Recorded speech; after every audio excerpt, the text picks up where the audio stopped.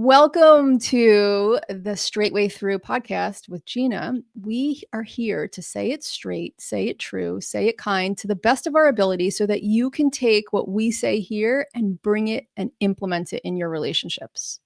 Wouldn't it be great to communicate well across the board? Or at least work toward that in your relationships. I have an amazing guest today. I can't wait to introduce her and get started on our topic of conversation. But first, a prayer. Thank you, Father God Almighty, for everything that you put before us. I trust that this meeting between my guest and I is orchestrated by you. I trust that whoever listens to this podcast episode will be blessed and find it useful what we talk about. I ask you to guide me in my words, in my mannerisms, in my thoughts, in the questions that I have for my guest today. I ask for your insight, your wisdom to come through. I ask you to show me any blind spots that would prevent me from doing something or saying something that would be helpful for our listeners. And I ask that you speak through myself and my guest in a way that helps people understand how they can communicate better in their relationships, whether it's a relationship with a spouse or a neighbor or a coworker or a doctor or a patient or a boss or an employee or an employer. Please use this conversation to give you glory, to give you praise, and to help further whatever your will is for us here today and for the world. I ask you to continue to humble me in my communications, to show me what I'm doing well and should continue with, and where I could use a change or a shift or a better understanding. I will remain open to listening for you. And I thank you for everything that you provide. In Christ Jesus' name, amen. Amen. Josephine Ellis, it's great to have you here today. I would love to open with, before we get to our topic, if you would share just a little bit about yourself, what's gotten you to this place in life at this time. Well, first of all, I'm delighted to be here. I've been looking forward to this, Gina. I am a family practice physician. I trained in India, did my family practice residency in the US, got involved in the church through life, and found that people in the church really didn't want to take what I was offering them. So I had to look at alternatives. The drugs weren't cutting it. So I started looking towards lifestyle medicine, which is really an aspect of treating food as medicine. And that helped some people, but it really didn't still seem to fill the gap. So I've been journeying towards integrative medicine, which is the fellowship I'm working on, which looks at the body as a whole, the physical part of it, the spirit, soul part, which is what I firmly believe, that there is a spirit, soul, body part to our life, to wellness, to health, to everything. And that's where my journey has brought me. And I'm venturing into coaching, where I'm working with people and trying to figure out what keeps them stuck, how to get them out of the rut they're in, because the goal is to live the abundant life that Jesus died to give for us. That's beautiful. All right, I have a bunch of questions about that. Before we get to our topic, we will get to our topic. We will announce what that is soon. It's amazing. But first, you started out in India. You're here in the US now. What had you transfer here to the US? I got married and moved to the US, as most people typically do. Right. Okay. That's exactly like you said. It happens a lot, right? So when you said that people in the church didn't want what you were giving, you mean in terms of you being a doctor offering them the kind of help that would help them get better? Is that what they were saying no to? Yes, like cholesterol being high. Yeah, you need to work on your diet and exercise. You're at very high risk for heart attack and stroke. We should consider a medicine. Nope, don't want the medicine, which is fine. But how do we get you to where we bring your risk down? And that's what started me on the journey. Okay, if people are not taking what you're offering, what other alternatives can you give them that would bring about the same results? Hmm. Okay, so when you say the people in the church didn't want that, were you there in the church as a doctor, or Yeah, as a you were there as a yeah, doctor? yeah. Okay. It was a small town church. I loved it. Pretty much the entire church were my patients. So I had a relationship with a lot of them. And, we prayed together. We had small groups together. We did life together. So then when the conversation of health comes up, then, everybody has opinions on how they should be doing things. And so that's what happened. That's where I ran into, okay. I mean, there were people that had cancer that wouldn't take treatments because they were very worried about what they had heard and didn't know which direction to go. There would be people that didn't want to take statins because statins are bad. Or I don't want to start a hot button topic, but vaccines, just about everything in Mhm. medicine, because it's everything's driven by how your perspective is, what you think about it, what you've heard about it, your own experience. But they also knew me as a person, as a Mhm. doctor, as a believer. And so they valued my opinion, which then led me on my own journey to look for other things. Hmm. And when you say that led you to look for other things, what would you categorize those other things to be? So what I realized that was I did not know much about nutrition at all. I did not understand the impact food had, sleep had. I was very well trained to diagnose and treat diseases, to manage diseases, but prevention, I knew a little bit in terms of like cancer. How do you screen for cancers? How do you give vaccines to prevent diseases? But really, how do you live life every single day where you're Mhm. thriving and not just surviving? I don't think I knew that through the years of med school. That was my own journey, trying to figure out the nutrition piece, the sleep part, the hydration part. And those are like the pillars of health that lifestyle medicine focuses on, which was the Mm. first part of my journey. Mhm. It's interesting, almost all professions are like this. All the training that you get is very obviously, the training you get as a doctor is advanced, but what I mean is it's basic in the sense that everybody goes through the same training, and then Mhm. it's only after that's over do you find your place in that. And it So sounds like true. that's what you did, right? You went through the Mhm. training, you got trained just like everybody else did, and then you Mhm. said, like, what's my piece? Where's my niche here? My special little thing that is going to be carved out that I'm going to move forward with as my purpose. That's a great way of putting it. Agree.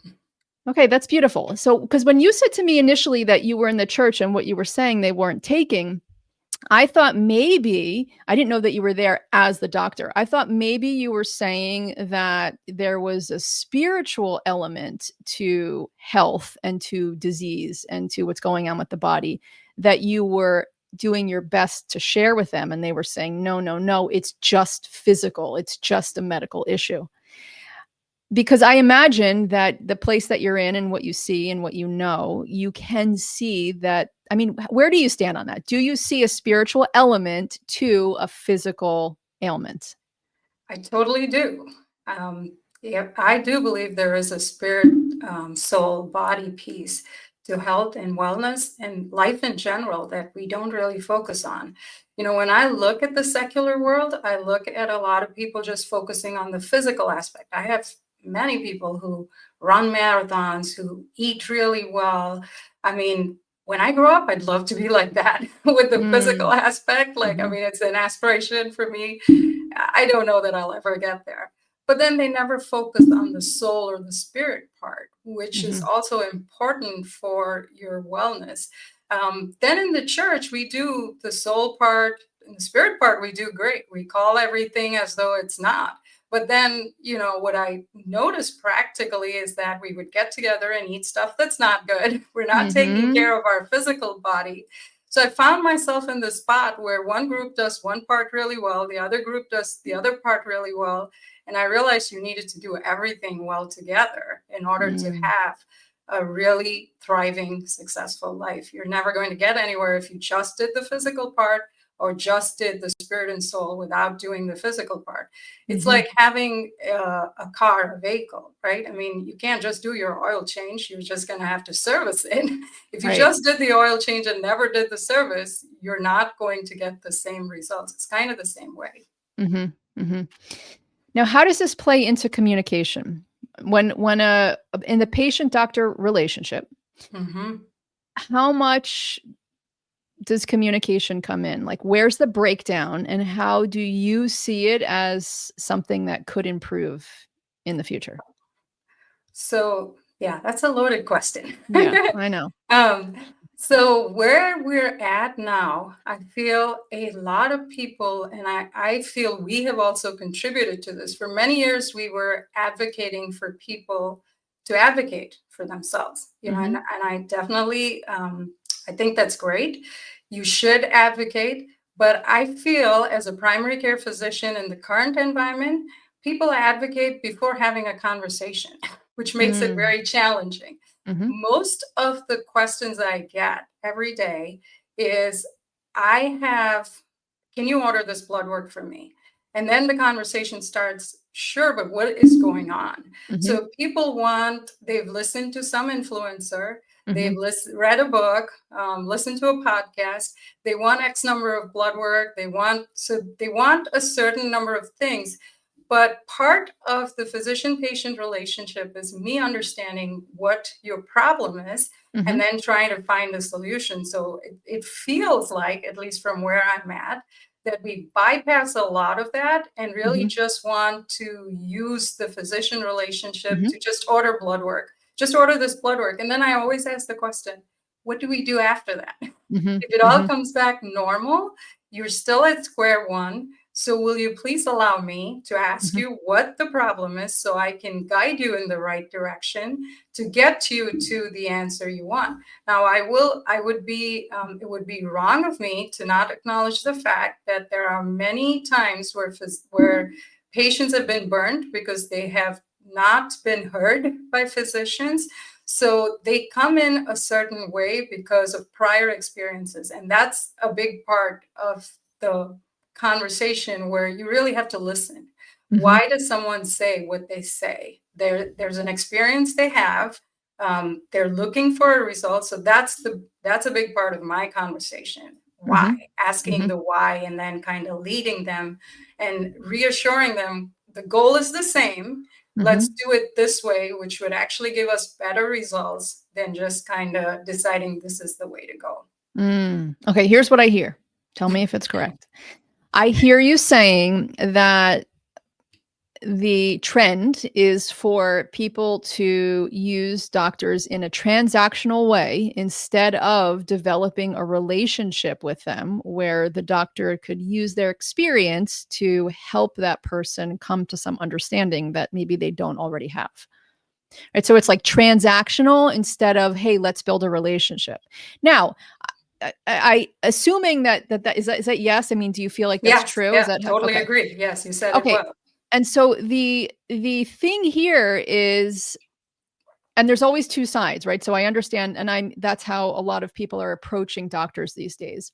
The other side to that is, how do we get more doctors? And Mhm. we're kind of off topic, but this is so interesting that I can't help it. We didn't even introduce the topic. Let's introduce it. The topic is how to share truth without it being a scorching heat. Mhm.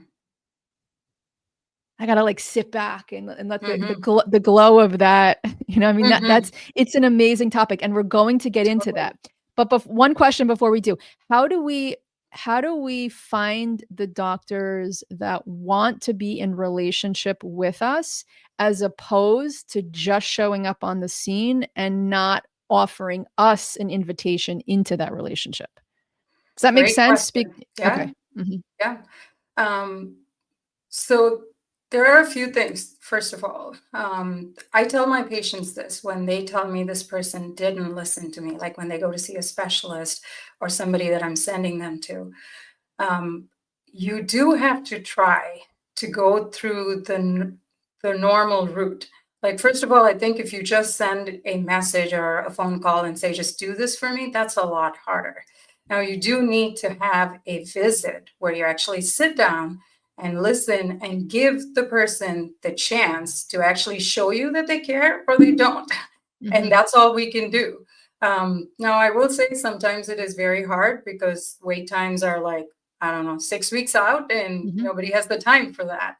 Mhm. But putting that aside, and we do have to triage because there's only so many doctors, but there's a lot more patients. And with people retiring, we're at a crisis level. That's the first Mm. part. Mhm. So we do have to remember that. And every appointment I give to one person means that somebody else didn't get it that day. So we do have to triage what is important and what is not. Mhm. That being said, I would want to be given the benefit of the doubt. If I have an interaction with someone and it didn't go well, I would want to know what I wanted, what I can learn from that. And the same thing is what I would apply in that situation. So meet with the doctor, explain your concerns, give them a chance to actually respond to you and explain their process of thinking. And definitely personality, language, communication, all of that plays a role in that, because you come across a certain way and the doctor comes across a certain way, and then you decide, I don't want to do this or not. And I tell people, if you feel you tried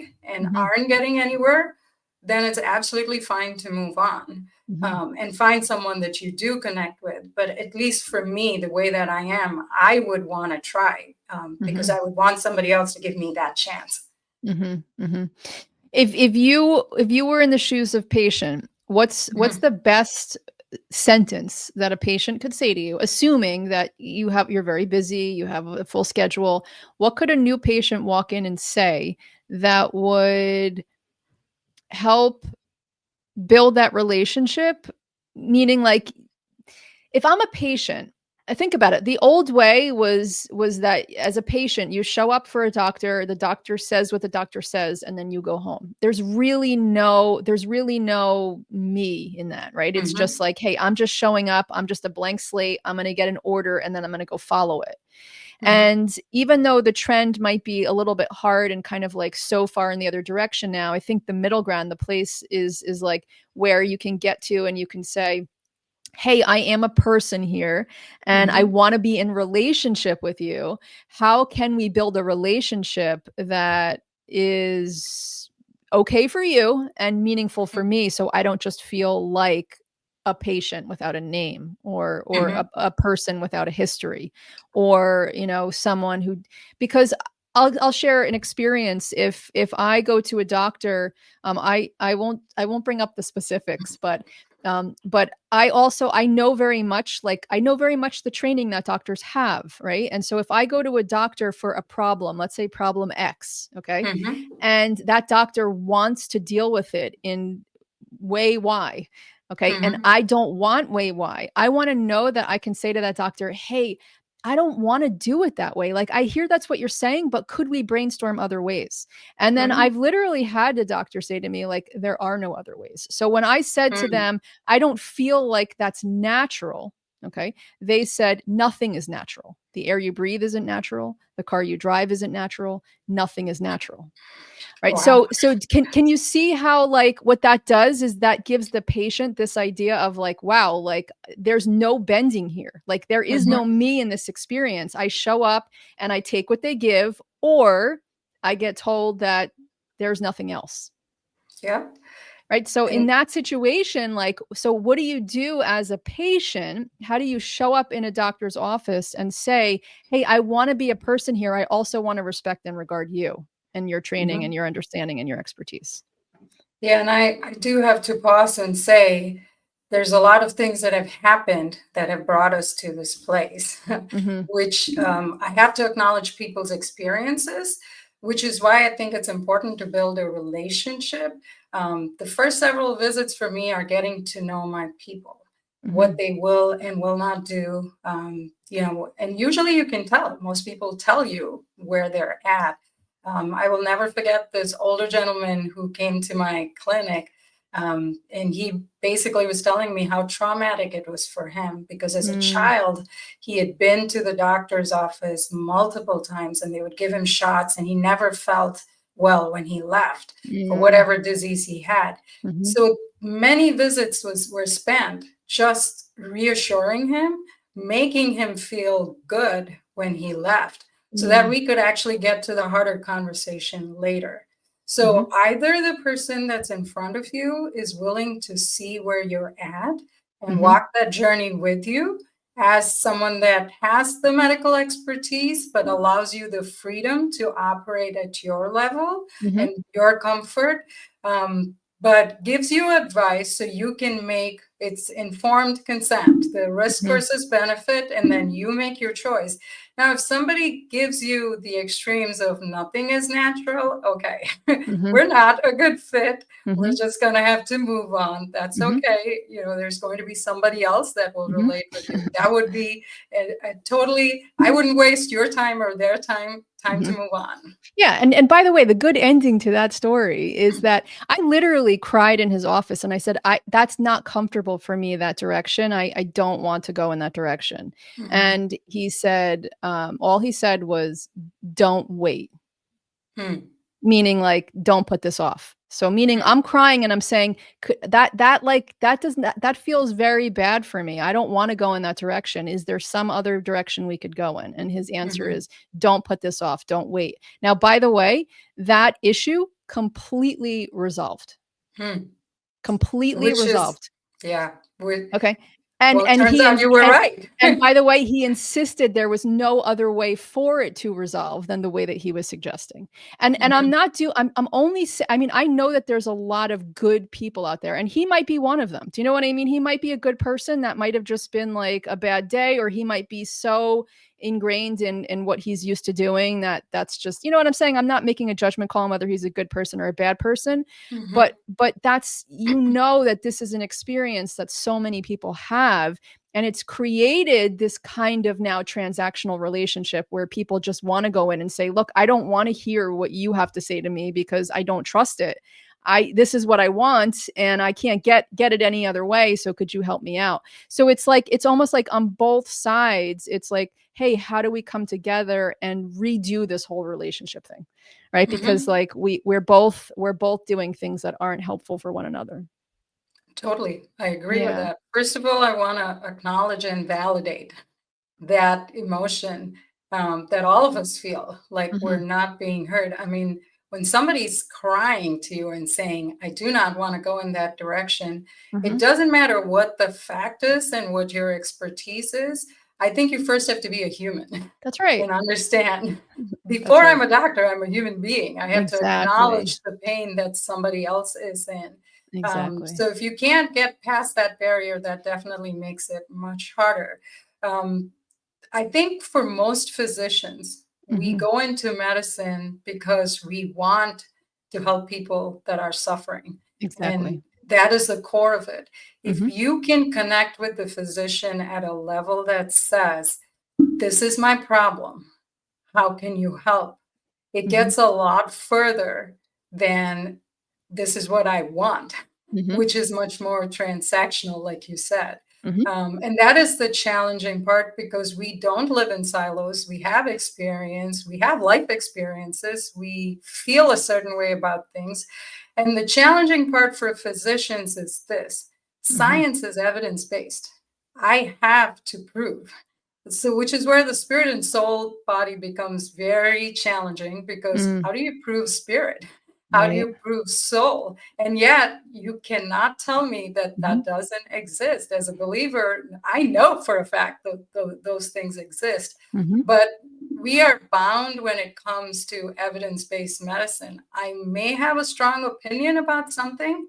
I Mhm. might sense my personal opinion may be not what science dictates, but I still have to practice in an environment where I do the best for you, which is Mhm. still evidence based. And you're also in an environment, especially in the US, where people can sue you for anything. Mhm. You Right. really can't make decisions that you can't back up, which Mhm. is the challenge for a lot of physicians, no matter Mhm. how we feel about it. Mhm. We do have guidelines we follow, and we do have to have evidence based medicine when we do things. Even if I might doubt some things, there's nothing I can do about that. I Right. have to wait till there is solid evidence to back me up. Mhm. Mhm. Yeah, and it's clear you're in a tough spot. Right? I mean, it feels like it's clear that every human being at this time in 2025 is in a tough spot. It almost Totally. doesn't matter, right? Like what your Hmm. profession is, what your thoughts are. It's like everyone's just in a tough spot. And isn't that possibly part of God's plan? Because in this toughness, right? In this like really hard spot that you're in, that I'm in, that our listeners are in, we have to find our way through. And like when Totally. you find your way through, you grow and learn and deepen and understand so much more. So it's really great that we're having this conversation about the doctor patient communication and relationship, because that's such an important piece to helping both sides. I mean, like, Hmm. imagine if as a doctor, you could, your patient shows up and says, "Hey, can you order this blood work? And this is what I want." And then you turn to them and you can say, "My feelings are hurt." That and I'm not saying you should, I'm just saying imagine if we lived in a place where you could say, "I don't feel like I'm being treated like a person. Like, yes, I'm a doctor, but I'm also a person, and this feels like I'm not being treated like a person." I mean, and I'm Hmm. not I mean, obviously, you're there not in that kind of a way, but, like, imagine if that could happen and they could say, "Oh, wow, I'm sorry. I didn't even realize I wasn't treating you like a person. Let me do this over." Hmm. Right? I mean, like, but it's almost like you can't say that, because if you said that, people would be like, "Do you believe what my doctor said to me? My doctor said that." Right? I mean, like, that's not a common mode of communication. But imagine if it was. Imagine if we could speak that freely with people, and like that would help open the doors to communication. Because it must feel Good. horrible for you to have people come in and treat you like that and not be able to address the feeling relational aspect of it. Yeah, it definitely feels like people want to practice with my license, but Mm, don't want me to be involved. And mm, ultimately, I am responsible for my license and I'm responsible right. for you as a person. Mhm, Now, you might be very convinced that the latest TikTok influencer, whatever they mhm, said, mhm, is the way to go, but you may not be aware that for you, that mhm, may not be the best choice. And that's mhm, the hard part, that ownership, that accountability, that relationship. That's going to be challenging even going forward as AI takes over and it's a algorithm driven care mhm, everywhere where it's one size that fits all. And no, it doesn't. For mhm, you, it may be different. You're on different medications. Like I had a patient who was very upset not that long ago that I didn't give them a medication that they desperately wanted, but their spouse was able to get it on the same insurance. So mhm, they felt I was denying them that. So I asked for a visit, which they came on, and they basically, then we had the conversation and I explained, so here's the only indication that mhm, medication is getting approved for. So if you have this, then you will get it. If not, mhm, your insurance is not going to pay for it. And the mhm, light bulb went off and they said, oh, my spouse has that. That's why that got approved. mm, Well, I thought you were not trying to give me that or you were giving me a hard time. But it took that visit and it took that explanation and it took that heart to heart to say, I'm really trying to help you. mhm, Then I could lead into here are all the different ways we can go. We can mhm, jump hoops like your insurance wants to, or we could go this route based mhm, on the experience that I have. And it was a very good conversation, but we had to get past that initial thing. When communication is lost, people start questioning intent. mhm, And that is the challenge in medicine. mm, We can communicate to a certain extent, but you are bound by a lot of things where I can't just freely speak my mind. mhm, I do have to be careful what I say.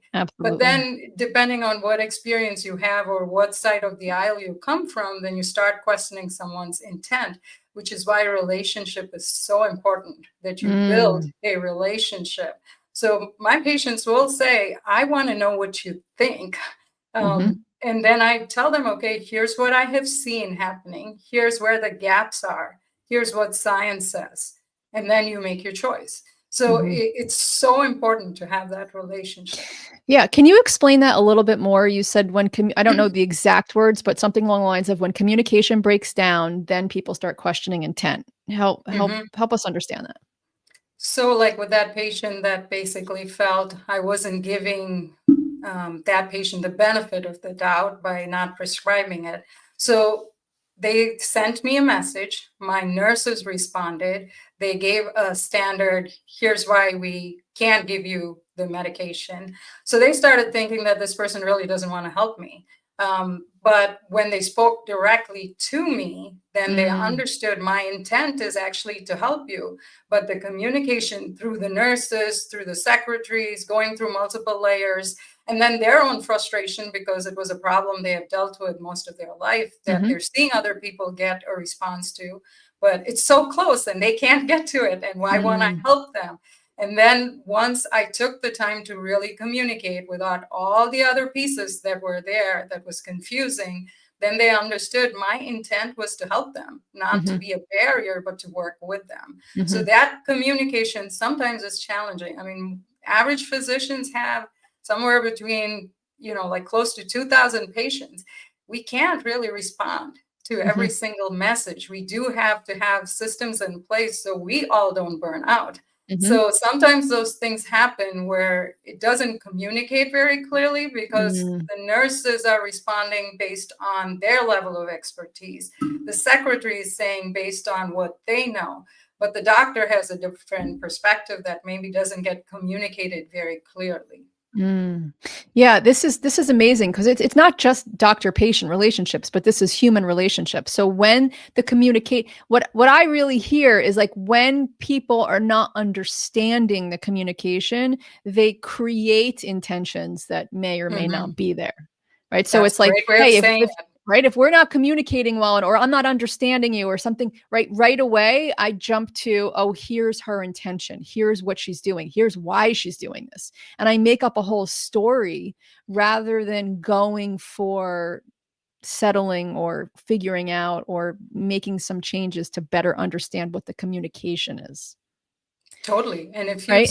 if you are someone that Mhm, has actually been like, say with you, that mhm, experience that you had where somebody wasn't listening to you mhm, is going to brace you for the next experience that you have with someone because that's mhm, going to be there in the back of your mind. mhm, And that's how we all respond. So I mhm, have to be extra careful with knowing my patients gives me a definite advantage. So I will actually put in the message, please tell patient this because I know mhm, what their trigger is, what they're worried about, what their concern is if I can't get to them directly. Or I will send them a message directly so I can address that concern. Because some mm, people may have a very negative experience. They're worried it's cancer or they're worried it's a blood clot or something like that. And if you're on Google, it's going to tell you you're going to die no matter mhm. what you have. So That's right. you end up at my office and I'm like, no, you're not going to die from that. And that's not what you have. It's just funny. Yeah. Yeah, that's interesting. That's right. Anything you look up online, it gives you you always feel like you're gonna die. That's true. Oh, I mean, I remember totally, doing that a totally. lot when I was younger, and it's like it always ended in death. It was always, "This is the road there." That's interesting. Okay, tell me now, where does this truth without scorching heat come into play? Is it more in your professional life? Is it more in your personal life? Is it more just in your own mind? How come this is a meaningful topic for you? So it started with my personal journey. So I grew up in India, and it's a very patriarchal society.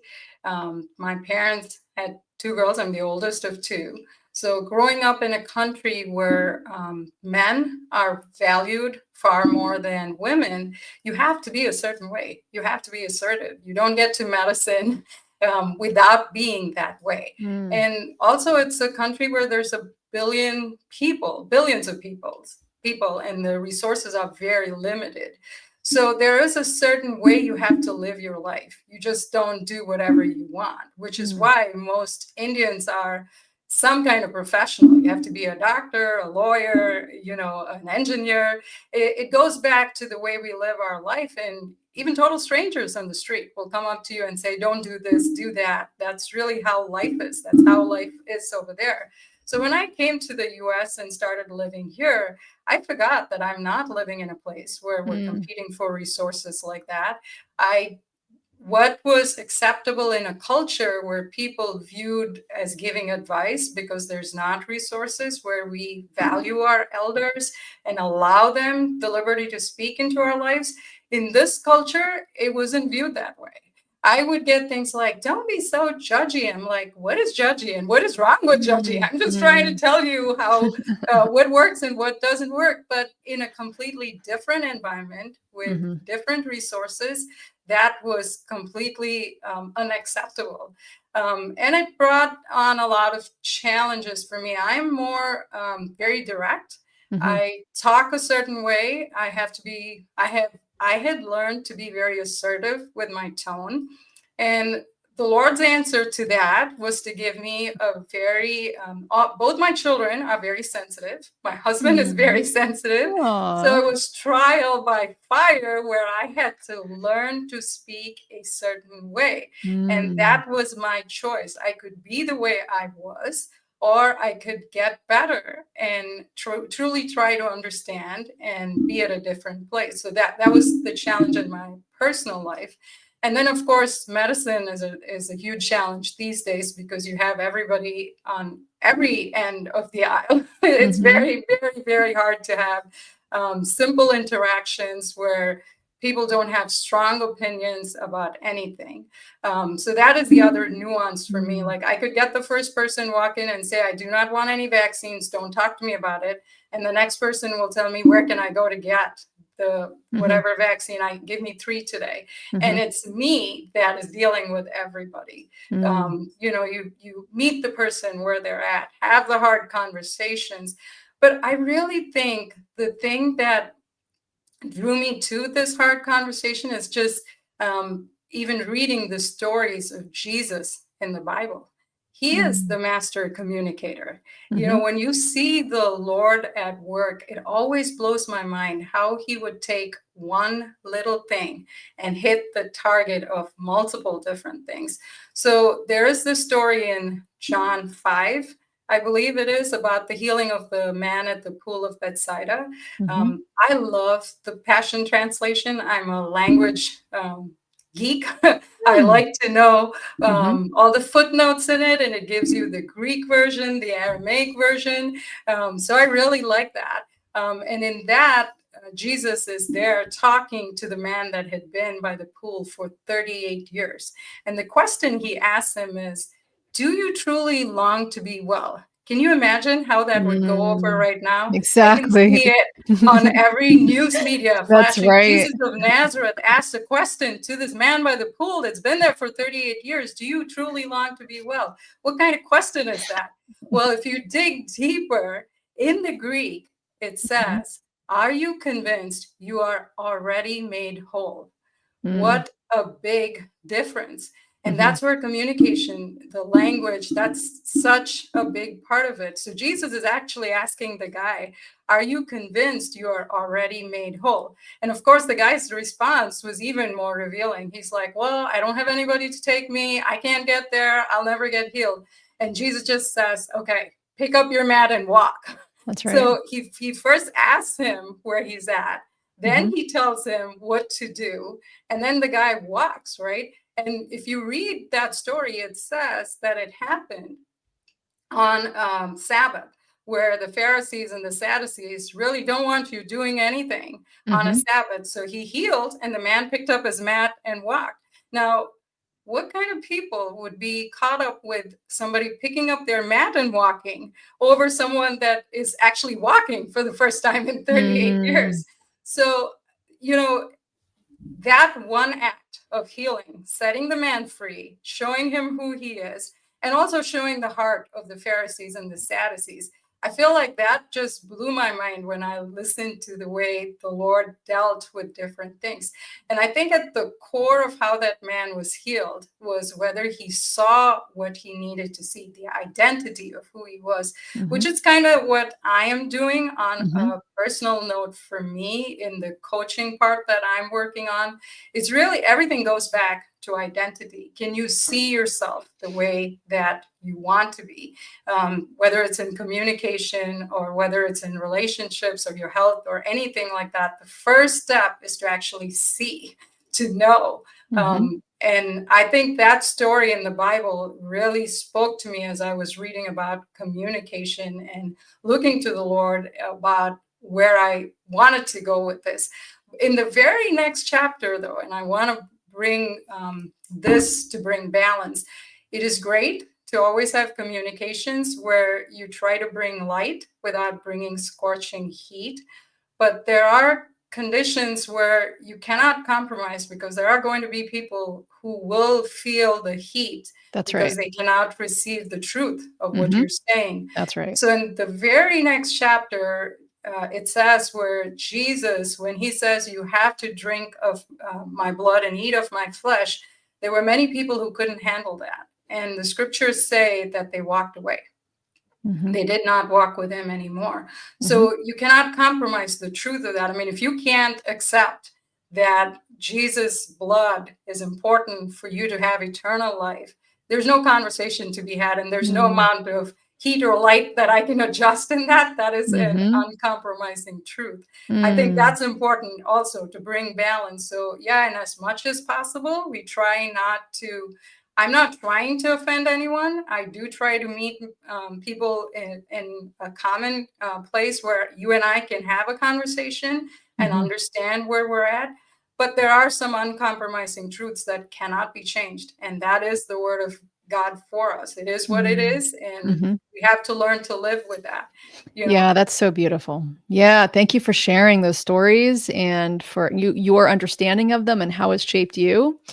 And what I wanna say is even in that first story, before you flipped the page and told us part 2, many even though that story was of that man taking Christ's lead and making the change and healing, right? Many people wouldn't do that. Many people would just see what he said as scorching heat or as someone who's not being compassionate or someone who's not understanding the situation, would write him off or us off if we did the same thing as being unhelpful, right? And they would stay Agree. where they were. So Yes. it's almost like the scorching heat is it depends on the person you're talking to, right? One person's Hmm. going to see the same exact statement as help, whereas the other person's going to see it as harm. It Hmm. doesn't mean that the statement itself is helpful or harmful. It may be either one, but how somebody perceives something sometimes is where the scorching heat really comes in. Now, that doesn't take the responsibility off of us. Like you said, you have a strong tone, right? The authoritative tone. I have that as well. I speak with a very strong tone. It's very authoritative. And sometimes I hear myself and I think, wow, if somebody was talking to me like this, I think I would walk away from them.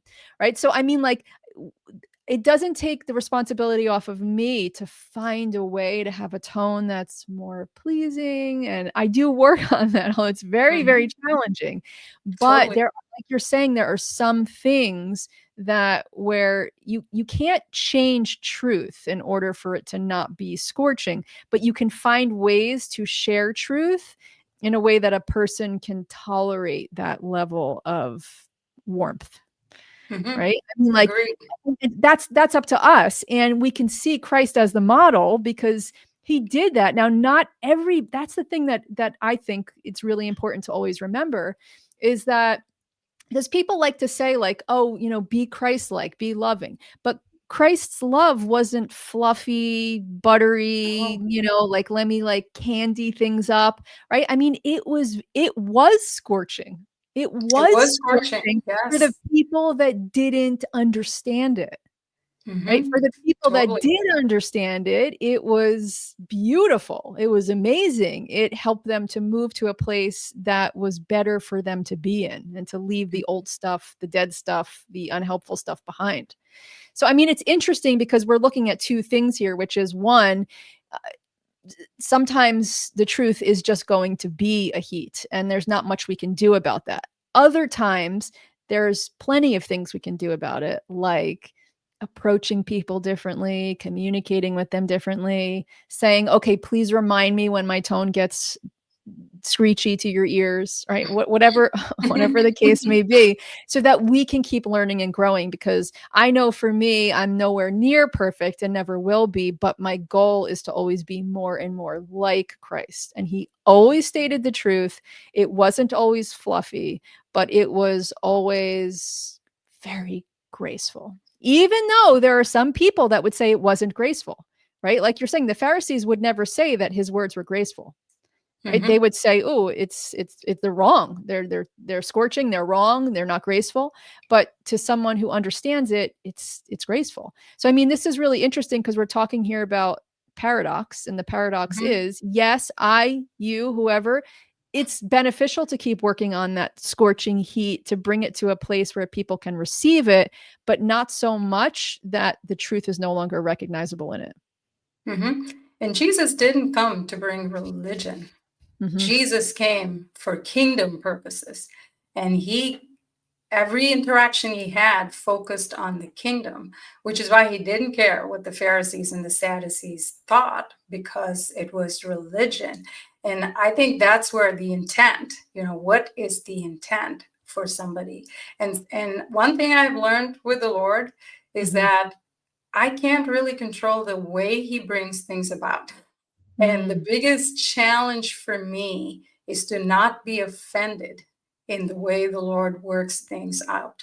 If you read the story of John the Baptist, once he's in prison, and he can't believe, like, Jesus, you are here.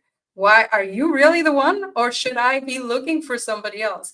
What kind of question is that? You Mm. saw the Holy Spirit come down as a dove and land on him as you baptized him, and Mm. you're asking that question because he was offended that Mm. he had to suffer through whatever was going on. And I've learned in my personal life that sometimes the Lord will allow things that I really don't want to deal with. Oh, That is of very course. painful for me. Yeah. And I can get offended, or Mm. I can say, what is your intent, Lord, Mhm. to allow this that would let me get to a better place? And I have done both. I have Mhm. said, that offended me. I do not want to deal with this. And I've stayed mad at the Lord. I Mm. wouldn't, it would take a long time for my heart to heal. But the longer you walk, the more you realize that I don't see it all. Mhm. He has more of a perspective than I ever would. And Mhm. the more I yield to him, the Mhm. easier my journey is. Doesn't always come about the way that I wanted, but in the Mhm. end, the outcome is good. And that's where the Exactly. trust is a big part of it. And that's growth. Exactly. That's Mhm. hard growing. Mhm. Yeah, and what we're saying here, it goes back to what we were saying earlier. We don't show up in our relationship with God and make it transactional. Right? Yeah, Like, that's a "Hey, great God, way. this is what I want today. Could you please, like, bring this together for me?" Right? It's sort of like, "Hey, I'm here for the relationship, and I know the relationship is going to go to places where I wouldn't be able to just sit down and bring it to you myself. Like, can we work on this relationship?" And from that relationship, sometimes you hear things you don't wanna hear. Mhm. Sometimes you hear things that wouldn't be your preference. And Totally. that relationship is what I think we're all after, even if we don't know it, right? Because that Mhm. transactional stuff, people who go to God in a transactional way, people that go to doctors in a transactional way, people that go to their spouses in a transactional way, people that go to their kids in a transactional way, right? They're Mhm. missing the relationship. They're missing, like, oh, this isn't supposed to go the way I want it to. Mhm. I There's mean, always a process. Yes, there's always a what? a process. And Yeah, I exactly. think in our fast everything, Mhm, fast-paced way of getting an answer yesterday, the mhm, process is lost so many times. And definitely. sometimes I have learned to yield to the process. You said it beautifully. I Mhm, agree. mhm, and it's like that with everything, and the quicker we understand that this is a relationship, that it is a process, the quicker we stop the madness of the mind, which is like, like you said, "I want it done yesterday, I want it done today, I want it done this way, I want it done that way," right? All of that keeps us from the truth, which is the relationship, the process, the allowing, right? The showing up, right? That's what it's all about. And Mhm. so we're showing up to find a way to say things that are true, but that in a way that people can hear them, right? Because that's why we want to moderate the scorching heat. That's why we want people to be in relationship with us. I want people to be Totally. in relationship with me, but if I'm always speaking in a way that they can't tolerate, then maybe I spend some time with them in silence, right? Or maybe Yes. I say, "Hey, how about we spend some time together and you talk 80% of the time." Right? Hmm. Just finding ways to do this. I love Hmm. how we talked about the doctor-patient relationship. We talked about the God and human relationship.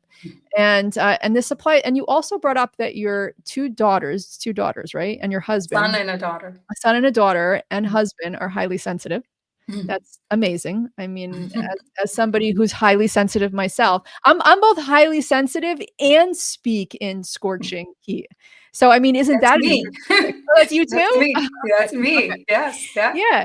And so isn't that interesting how we're both and you're in a family of highly sensitive people and Hmm. you're letting that shape you and help you to moderate the scorching heat without losing the truth.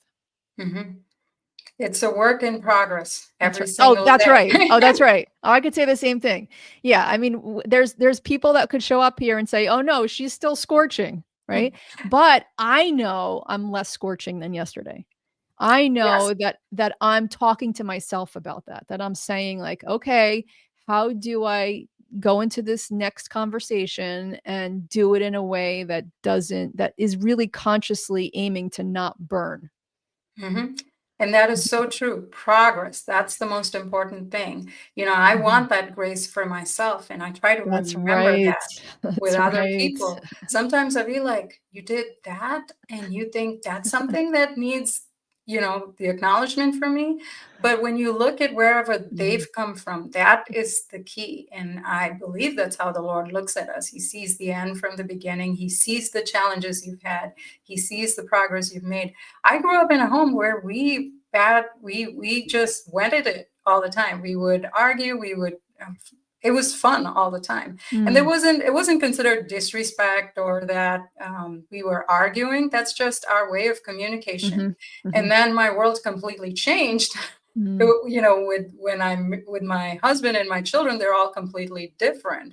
So Mm. I had to learn to adapt because there were 25 years of my life I lived a different way where we would just go at it and have fun and talk a certain way. But Mhm. those people aren't there, and these are different people, and this is my life now. And so I had Mm. to learn to adapt to that. And I truly believe the Lord put that there because if He didn't do it, I would be the bull in the china shop that would Mhm. go in and wreck everything and Mhm. then say, "What? I was just doing what I was supposed to." That I really needed that, and I'm grateful that He put that in my life. Most Aw, days, I would say that. that's so nice. That's so nice. It's beautiful. It's beautiful where he put you.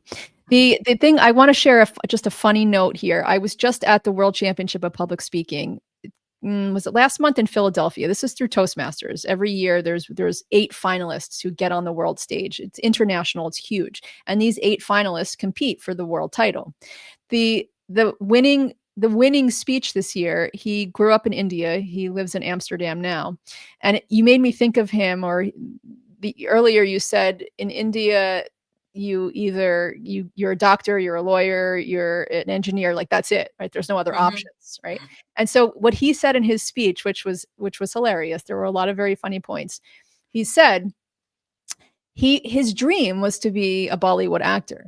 And he said, in India, in my house, I had three choices. They were doctor, engineer, or disappointment. So That that is a that great way of saying it. that is and it was hysterical the way he did those 3 things, because when he got to disappointment, we were all expecting something like lawyer or right, but it was doctor, engineer, or disappointment. He was really, really good. It was such a good, funny speech, and he did such a good job of blending things from the Indian culture in with the worldly culture and really relating to an international audience. So good job for him. The only other thing that I think it could potentially be valuable for us to chat about just before we close up is why are you transitioning to coaching? What are you able to do in coaching? I'm guessing you're coaching as a medical professional, meaning like people who want health or whatever it is. what has you moving in that direction? What can you do there that you're not able to do as a doctor? And how is this going to be beneficial for you and the people that come to you? So I'm not transitioning. Coaching is more as a side. Um, Mm, I don't want to say side gig, but an extra thing that I'm doing okay. that is more born out of my passion to work with people.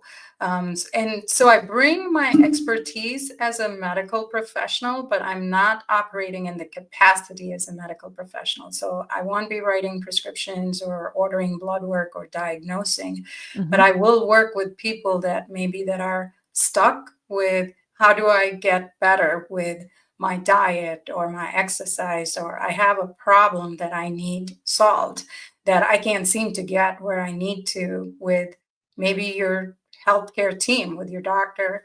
I, on a personal note, have struggled with my weight most of my life. I've lost a lot of weight, and I had to deal with some thinking, limiting beliefs that Mm, kept me from getting over. And that's where the spirit, soul, body piece comes in, because the soul is mind, will, and emotions. And that was a big barrier for me in maintaining my physical health. hmm. So that, for me, that was a journey that I made that I find very successful, that I cannot practice as a physician. This will allow me to be able to bring that spirit, soul, body piece into Mm, coaching someone, because usually there is a limiting belief somewhere that hmm. makes you believe what you believe, which then translates into other things. For some people, it's obvious. For some people, you have to dig deep to get to that. And that's really what I'm hoping to do when I work with someone one on one. Mm. And that is where I'm kind of heading to. It's almost how I see what Christ was addressing when he spoke to that Mhm. man. Right? He Mhm. was addressing what that person believed. So true. Right? Yes. And so much happens at the level of the mind, and we're told Mhm. that we're in a spiritual battle, and the mind is like it's the place where it's all going down. And Yes. so many of us don't understand that. We just think of our mind as some sort of an ally, and it's not always an ally. In fact, that's the one thing that comes through so clear if you read the Bible from front to back is that your mind is doing things that aren't necessarily helpful, and it's Mhm. receiving information from sources that aren't necessarily helpful. And Mhm. then it's taking it on as its own, and you're taking it on as your own. It's Mhm. not your ally. It's something you can use, right? It's a tool, but we can't just blindly trust it. We have to be in relationship with this mind. And part of that relationship is to understand, like you're saying, the beliefs and the things that are coming in that we're accepting as truth that aren't truth. Exactly. Yeah. Romans 12:2, right? Do not be conformed to the world, but be transformed by the renewing of your mind. Um, Amazing. One of my ways, I don't know if I should say this or not, but I'm going to. Well, will you I'm regret it tomorrow? Hold on, before you go, will you regret it tomorrow? No, Yeah. this is Okay. it's not anything that brings scorching heat. Okay. One of my favorite movies is The Matrix. I don't know if Mhm. you've ever seen The Matrix, and where Neo goes to the Oracle, and he's trying to figure out if he is the one. And the crux of it is when he realizes in himself who he is, when his Mhm. mind is in alignment with what he believes, then he's able to do things that he could never do before. Mm. And that really is the way I feel we're called to live. There may be people listening that maybe they haven't read the Bible, but surely they watched The Matrix and they can Mm. relate to that. So Mhm. for me, that's the I'm a very visual person. It helps me if I look at something and I understand it. So you can literally see in that movie how he would goes from not being able to do certain things to where he's able to do certain things. But it is what you believe. Identity Mhm. is the core of everything, which is the topic I'm actually dealing with in my coaching. It's about identity and how that ties into change. If Mhm. you look at all the best-selling books that are out there, change doesn't come about by you doing the same thing over and over again. Change comes about by you knowing who you are and working towards that identity. That's right. We gotta know who we are. That's Exactly. that's it's imperative, right? And we don't know who we are if we keep listening to thought after thought after thought after thought, right? Those Yes. thoughts Yes. are maybe us, maybe not. So that's beautiful. Thank you for sharing everything that you did. Is there anything you feel you want to share with listeners that we didn't get to, or that would be valuable for you to share or meaningful for them to hear?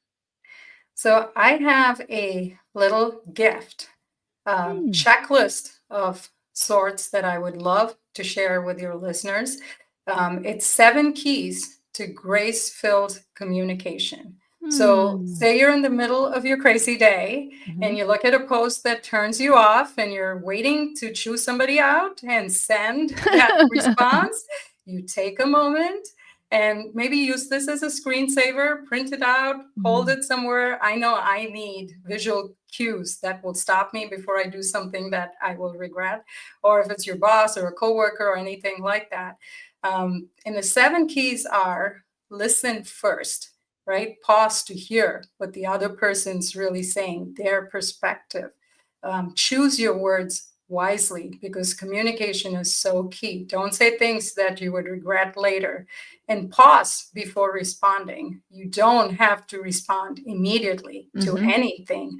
And encourage over criticize. I always try to say something that is uplifting before I even have to bring correction or criticism because it's always received much better. Because Mhm. same way that you would want it said to you, keep calm. That is a big one in our Mhm. world, especially, and seek understanding. It is truly trying to understand why somebody is coming from where they're coming from instead of attributing evil intent without Mm. knowing that is Mhm. such a key in our world.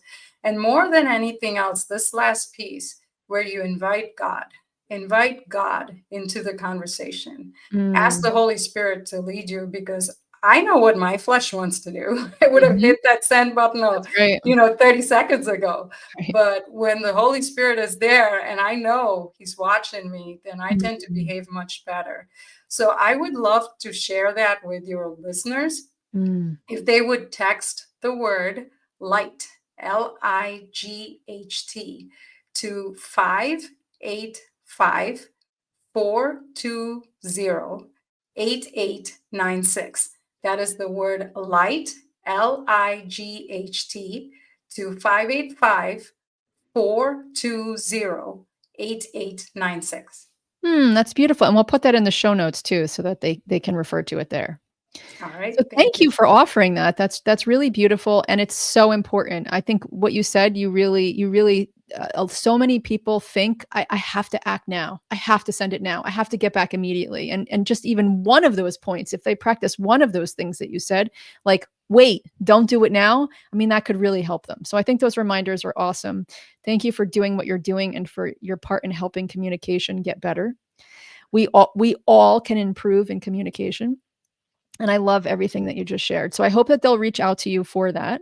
I wish you tons of success in this, not the transition. You said it's not a transition, but it's in addition to. So you'll continue practicing medicine. And in addition, you'll have this coaching thing on the side to help Yes. people who are looking for getting into some of those limiting beliefs or addressing health in ways that maybe you don't get the time to address with your doctor. Would That's you a say that great way of that's putting it? it. Yes. Mhm, Yes. mhm. Yes. Okay. Thank Well, you. yeah, thank you so much, Josephine, for coming on to the podcast. Like I say to all guests, I hope you don't have to, there's no pressure here, but I hope in 6 months you'll consider coming back so we can do a part 2 to this. We'll both be different people in 6 months, changing, learning, growing. Surely will. Yes, Yes. and who knows where God will lead this part 2 of the conversation. So you don't have to answer now, but keep that in mind in 6 months.